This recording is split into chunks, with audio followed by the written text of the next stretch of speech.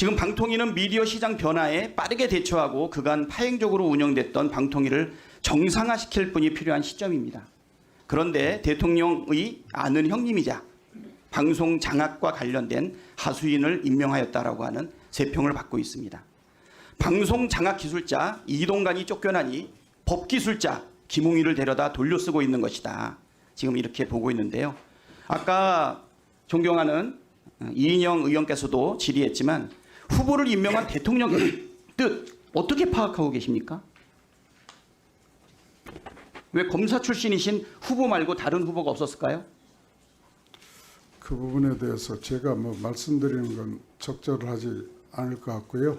하여튼 그 방통위법 규정에 따라서 적법하게 만일 방통위원장이 된다면 그렇게 봉사하겠습니다. 앞서 밝혔듯이 후보자는 국민 권익위마저도 정치적 도구로 활용했습니다. 특히 방송 장악의 하수인 역할을 충실히 수행해 왔던 것으로 보입니다. 이동관이 최전방에서 칼자루를 마구 휘둘렀다면 후보께서는 적당한 해임할 구실을 만들어주고 수사기관에 친절하게 이첩도 해줬습니다. 2019년도에 청탁금지법 관련 신고 사건 처리 기간이 평균 65일인데요. KBS 남영진 이사장 해임건은 대검에 이첩할 때까지 40일밖에 안 걸렸습니다.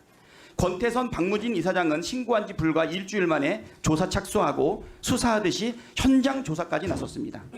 그런데요, KBS 박민 사장은 어떻습니까? 문화일보에서 현직으로 있으면서 사회이사 겸직한 사실이 드러났는데 지난 10월 16일 권익위에 신고당했는데 지금 어디까지 진행되고 있습니까? 나오기 전에 이 내용 파악 안 하셨나요? 진행 상황을 파악 안 했습니다. 지금 신고한 지 2달이 훨씬 넘었는데 남영진, 권태선 이사장 같이 중간 브리핑도 없고 깜깜무소식입니다. 제가 볼 때는 후보자가 뭉개다가 나온 것 같은데 그렇지 않습니까? 아닙니다.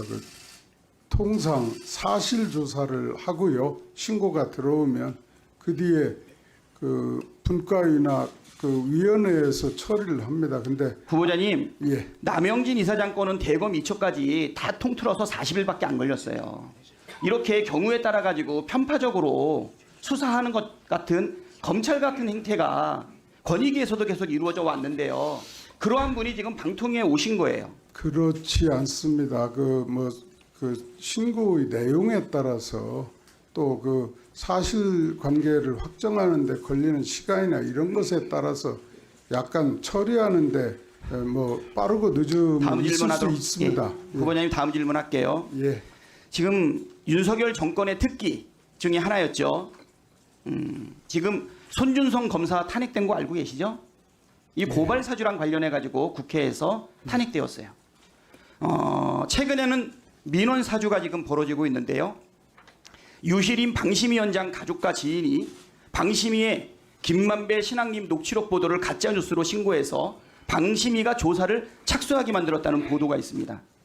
이것도 이동관 전 위원장이 9월 4일 오전 국회에서 해당 보도에 대해 원색적으로 비판한 이후에 갑자기 방심위 신고가 시작이 되었습니다.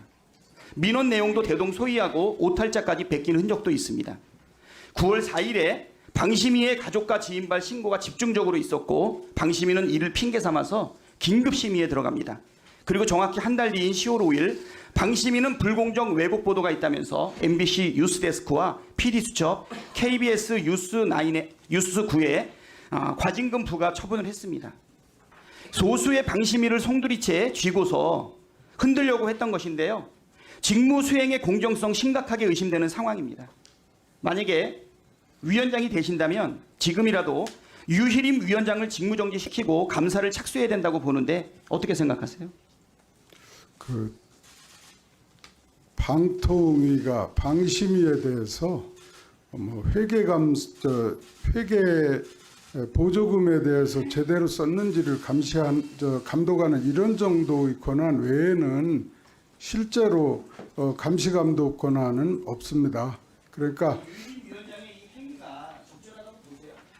그건 민간 독립 심의 기구인 방심위 어떤 내용에 대해서 업무 처리와 관련해서 방통위원장이 그것에 대해서 말씀드리는 건 적절하지 못하다고 생각합니다.